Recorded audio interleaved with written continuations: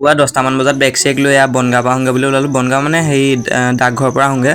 ডাকঘৰত parcel এটা দিবলৈ আছিলে, পাৰ্চেলটো দি থৈ আহোঁগৈ। তাকে লগৰটোকো লগ ধৰিলোঁ, গৈ দি থৈ আহিলোঁ। তাৰপিছত চাহ একাপ খালোঁ, চাহ তাহ খাই আহিলোঁৱে। বেছি টাইম নকৰিলোঁ, বস্তুটো আগবেলাই নিদিলে পাছবেলাই থ'ব নোৱাৰি, পাছবেলা নপঠিয়াই। সেইকাৰণে আহি ঘৰ পালোঁহি। আহি পেলাই আকৌ কামত ধৰিলোঁহি। কাম মানে ঘৰৰ কাম চলি আছে।